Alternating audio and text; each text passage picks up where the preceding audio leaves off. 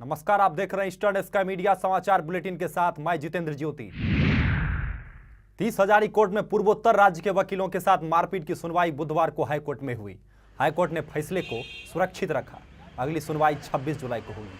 वहीं नीदो तानिया की हत्या मामले की सुनवाई भी 26 जुलाई तक के लिए टाल दी गई। नीदो मामले पर हाईकोर्ट ने स्वतः संज्ञान लिया था। इस मामले पर एडवोकेट पॉल ने पूरी जानकारी दी और कहा कि कोर्ट ने दोनों ही मामले पर अगली सुनवाई 26 जुलाई को तय किया है। आइए देखते हैं और क्या कुछ कहा एडवोकेट पॉल ने।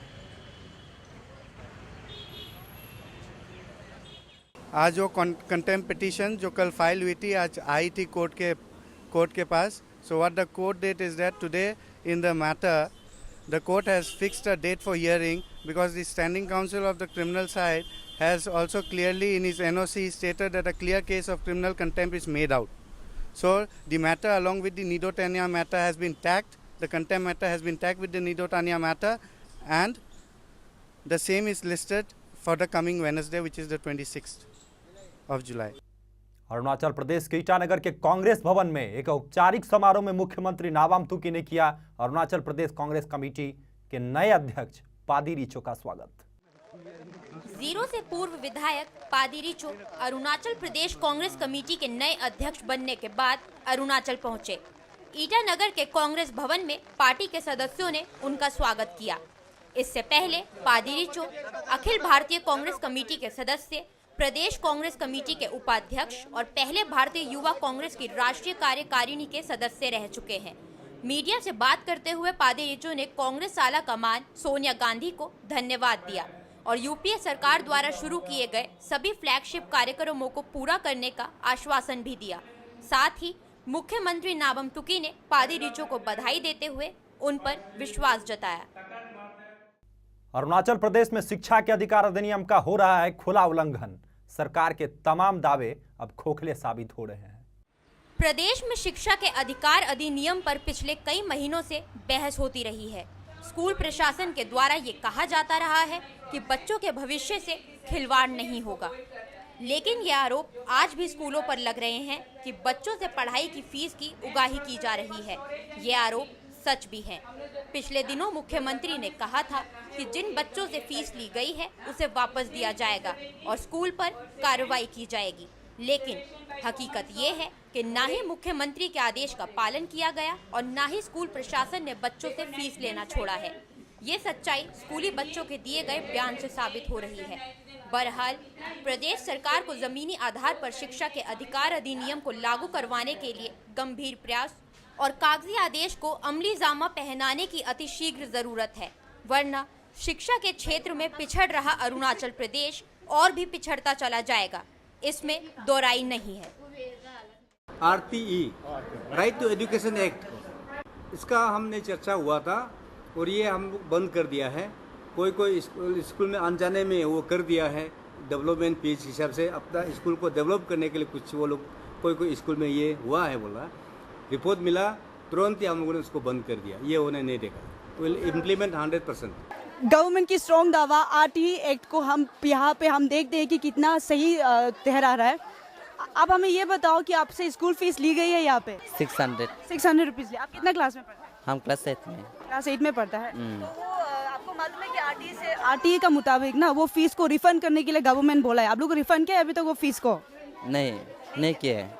आपका फीस कितना लिया आपको स्कूल एडमिशन समय? 650। आपको वापस नहीं दिया है? नहीं। फिलहाल मैं खड़ी हुई ईटानगर के पी सेक्टर मिडिल स्कूल पे। आप मेरे पीछे देख सकते हैं स्कूल का पूरा बैकग्राउंड है। यहाँ पे हम इसलिए आए थे ताकि हम पता करें कि चीफ मिनिस्टर नाबम तुकी ने जो अपने रिसेंटली हुए प्रेस कॉन्फ्रेंस में ये दावा किया है कि RTE एक्ट के द्वारा जो बच्चों से फीस नहीं लेनी है और जिनसे लिया है उनको वापस करने का, रिफंड करने का जो नोटिफिकेशन दे चुके हैं सभी गवर्नमेंट स्कूल्स को, उसको हम यहाँ पे चेक करने की हमारी टीम आई थी। पर यहाँ पे आने से ये पता चला है कि ऐसा कुछ यहाँ पे नहीं हुआ है। बच्चों से अभी भी फ़ीस ली गई है और जो फ़ीस ली गई है उसको रिफ़ंड भी नहीं किया है। पर डिलेमा यहाँ पर मैं आपको ये बता देना चाहती हूँ कि यहाँ पे अगर आप फ़ीस नहीं लेते हो तो गवर्नमेंट की तरफ से भी कोई फंडिंग नहीं आती है कि यहाँ के इंफ्रास्ट्रक्चर, यहाँ पे जो डेस्क बेंच है, यहाँ पे जो स्कूल की मेंटेनेंस करनी है, बारिश के समय में बारिश अंदर गिरती है, धूप के समय में बच्चे पढ़ नहीं सकते, तो उसको मेंटेन कैसे किया जाए। तो इसी कशमकश के बीच में अभी क्या सोल्यूशन निकालना है गवर्नमेंट को, या क्या सोल्यूशन निकाल सकती है गवर्नमेंट जल्द से जल्द, ये देखना होगा। मैं कैमरा पर्सन हितेश मोरांग के साथ कारपुजीसी reporting for Eastern Sky Media, Arunachal Pradesh. Assam में चाय बागान के कर्मचारियों के समर्थन में उतरे Adivasi student association of Assam. Delhi में प्रेस कॉन्फ्रेंस कर आशा ने बताई चाय बागान के कर्मचारियों की वर्तमान स्थिति।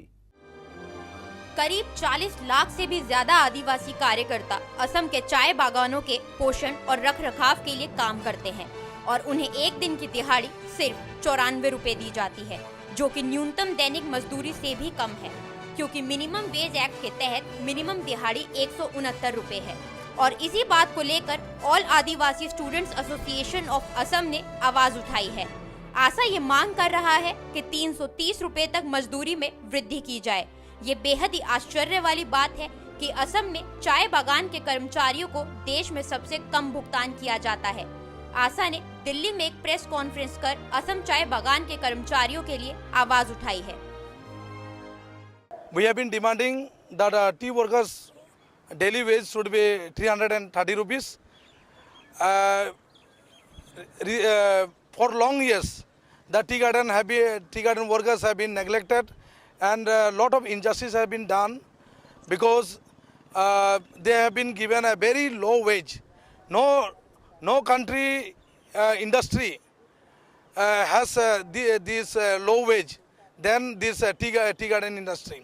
असम का चाय बागान या चाय मजदूर लोग का बहुत ही प्रॉब्लम है।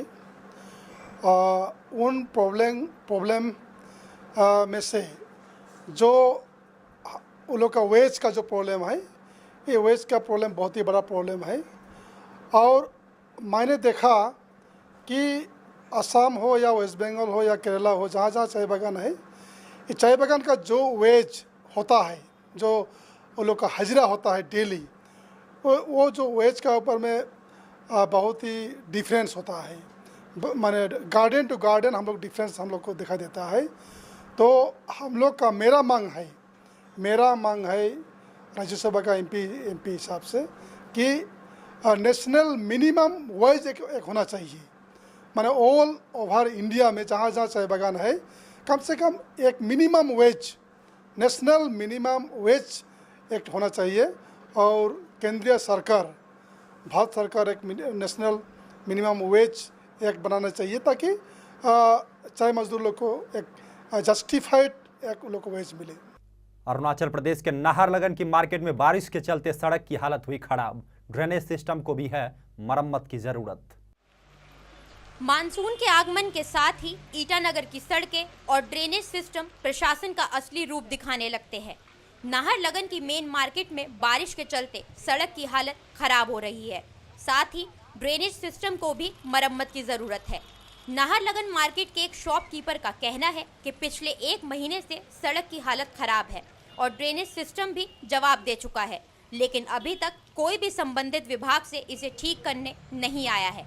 वहीं वार्ड नंबर 25 के काउंसलर कीपा ताकुम का कहना है कि सीवर में कचरा इकट्ठा हो जाने की वजह से ड्रेनेज सिस्टम सही से काम नहीं कर रहा है। साथ ही उन्होंने बताया कि रिनोवेशन के लिए म्युनिसिपैलिटी के पास फंड नहीं है और जैसे ही फंड मिलता है वो स्थिति में जल्द से जल्द सुधार करेंगे। 2 महीना हो गया इसका ये टूटा हुआ है। रीज़न क्या था इसका? नहीं, रीज़न तो नीचे में छपा गया था, बस बाद में तो ठीक था। हठात बारिश ज़्यादा हो गया, उसी दिन रात को पूरा गिर गया।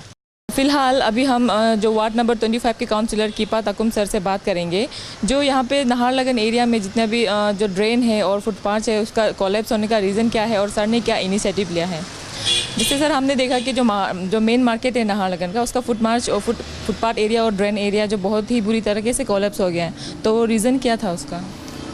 उसका रीज़न वैसा ऐसा है, इस साल कुछ 2-3 महीना पहले हम लोग यहाँ पे एक सफाई अभियान शुरू किया था, क्योंकि ये जो आप जो पर्टिकुलर ये जो आप ड्रेनेज के बात कर रहा था, ये लगभग 94 को बनाया गया था। It's almost 20 years. तो उसमें इतना सारा कचरा जमा हो गया, इसके बाद सिल्ट जमा हो गया। तो यहाँ का पब्लिक लोग भी बोला है कि अगर इस बार इसको साफ़ नहीं करेगा तो यहाँ में एक फ्लड लाइक सिचुएशन हो जाएगा, जो पीछे क्वार्टर लोग भी है। तो इसलिए हमने अपना एक्सपेंस में एक जेसीबी लगा के, डंपर लगा के, वो जितना उसका आपका स्लैब लगाया था खोल के हमने साफ़ किया था। तो अनफॉर्चुनेटली जो बनाया था, जो नाला को ड्रेनेज को बनाया था, वो बहुत मतलब शॉर्ट टर्म गेन के लिए अपने लिए बनाया होगा शायद, क्योंकि उसने जो स्पेसिफिकेशन का हिसाब से नहीं बनाया। तो इसलिए साफ़ करते समय में आपका कुछ पोर्शन शायद 30 या 40 मीटर्स का कुछ पोर्शन उसमें धंस गया। कीपा ताकुम जो काउंसिलर वार्ड नंबर 25 से है, उन्होंने ये आश्वासन दिया कि मानसून के बाद जब बरसात की सीज़न ख़त्म हो जाएगा तो वो फुटपाथ का जो ईटानगर नाहरलगन में जितना भी प्रॉब्लम है फुटपाथ को लेके और ड्रेनेज को लेके, उन्होंने कहा है कि आम आदमी के लिए वो सुविधा कर देंगे, बना देंगे अच्छी तरह से रोड को। मैं टाइम्स अपना विद कैमरा पर्सन राहुल गामांग के साथ ईस्टर्न स्काई मीडिया, अरुणाचल प्रदेश। अरुणाचल प्रदेश में लगातार हो रहे बारिश से जनजीवन हुआ प्रभावित, एक जगह से दूसरे जगह जाना हुआ मुश्किल। मूसलधार बारिश के चलते ईस्ट कामेंग के सेपा, पश्चिम कामेंग में भालुकपोंग सेसा रोड, तवांग में सेला पास और पश्चिम सियांग के मेचुका में बाढ़ और भूस्खलन शुरू हो गया है। पूर्व कामेंग जिले से एक सरकारी रिपोर्ट के अनुसार भारी बारिश की वजह से कम 15 घर बह गए हैं और पाइपलाइन, बिजली के खंभे भी क्षतिग्रस्त हो गए हैं। अरुणाचल प्रदेश के नाहरलगन के एडमिनिस्ट्रेटिव ट्रेनिंग इंस्टीट्यूट में आयोजित किया गया 5 दिन का ऑफिस रूल्स और प्रोसीजर ट्रेनिंग प्रोग्राम। ये ट्रेनिंग प्रोग्राम सरकारी विभाग में हुई नई नियुक्तियों को कामकाज सिखाने और पुराने कर्मचारियों की काम की क्षमता बढ़ाने के उद्देश्य से आयोजित किया गया है। द प्रोग्राम कोऑर्डिनेटर और असिस्टेंट डायरेक्टर प्रिसिला तायेंग ने बताया कि ये कार्यक्रम अरुणाचल प्रदेश सिविल सचिवालय के विभागों में काम करने वाले कर्मचारियों को जागरूक करने के लिए है और उन्हें उनकी ड्यूटीज और रिस्पॉन्सिबिलिटी समझाने के लिए है, ताकि सभी अपने अपने काम को अच्छे से कर सकें।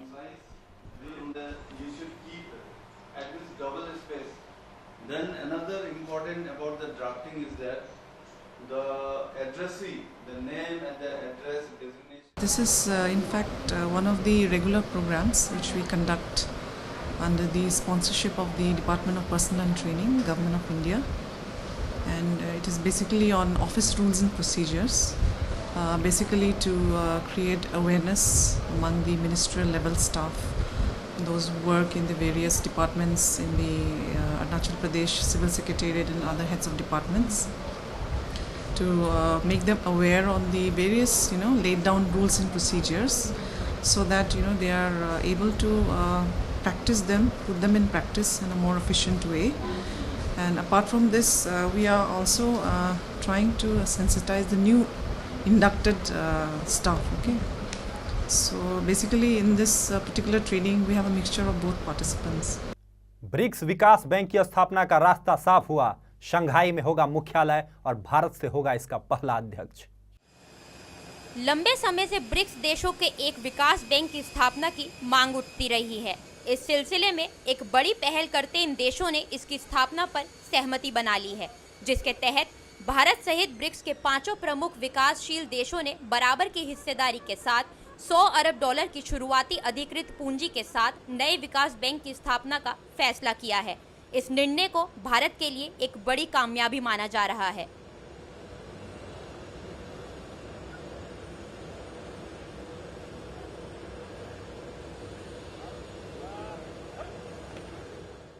उत्तराखंड के कई इलाकों में भारी बारिश के कारण रोकी गई 4 धाम की यात्रा, भूस्खलन की वजह से कई रास्ते बंद हो गए हैं। उत्तराखंड के कई इलाकों में भारी बारिश के बाद हेमकुंड, बद्रीनाथ, गंगोत्री और केदारनाथ की यात्रा को रोक दिया गया है। प्रशासन की ओर से बद्रीनाथ जोशीमठ हाईवे को पूरी तरह और गंगोत्री उत्तरकाशी टिहरी मार्ग को कई जगहों पर बंद कर दिया गया है। इसके अलावा भारी बारिश को देखते हुए पूरे 4 धाम यात्रा मार्ग पर हाई अलर्ट घोषित कर दिया गया है। मौसम विभाग ने अगले कुछ दिनों में उत्तराखंड में कई जगहों पर भारी बारिश का अनुमान लगाया है, जिसे लेकर राज्य में अलर्ट जारी किया गया है। पिछले साल भीषण प्राकृतिक आपदा की मार झेल चुके उत्तराखंड में मौसम विभाग की चेतावनी के मद्देनजर प्रशासनिक अमला चौकस हो गया है। माता वैष्णो देवी कटरा पहुंचने से पहले 1.25 घंटे सुरंग में फंसी श्री शक्ति एक्सप्रेस। यात्रियों को करना पड़ा परेशानी का सामना। नई दिल्ली से चलकर जम्मू कश्मीर में माता वैष्णो देवी मंदिर के आधार शिविर कटरा पहुंचने वाली श्री शक्ति एक्सप्रेस रेलगाड़ी के अपने दूसरे फेरे में ही कल 1.25 घंटे सुरंग में फंसने से यात्रियों को भारी परेशानी का सामना करना पड़ा।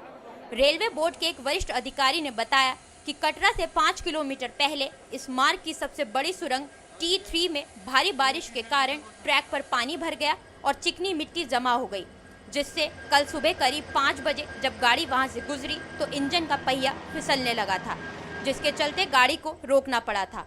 लगभग 3 किलोमीटर लंबी इस सुरंग पर गाड़ी के रुक जाने से कई यात्रियों को घबराहट होने लगी थी। श्री शक्ति एक्सप्रेस जो उधमपुर से कटरा की तरफ आ रही थी, टनल नंबर 27 के पास थोड़ी चढ़ाई ग्रेडियंट ज़्यादा है ट्रैक में, तो भारी बारिश की वजह से उसका इंजन का जो व्हील था वो स्लिप होना शुरू हो गया, तो इंजन चढ़ाई नहीं चढ़ पाया, वहाँ गाड़ी खड़ी हो गई। तो हमें दूसरे अल्टरनेट इंजन का इंतजाम करने में लगभग आधा घंटा लग गया। दूसरा इंजन आया और उसने गाड़ी को पुश करके कटरा पहुँचा दिया। उसकी वजह से गाड़ी लगभग 1 घंटा 40 मिनट कटरा पहुँची लेट। आज के समाचार अंक में फिलहाल इतना ही। नमस्कार।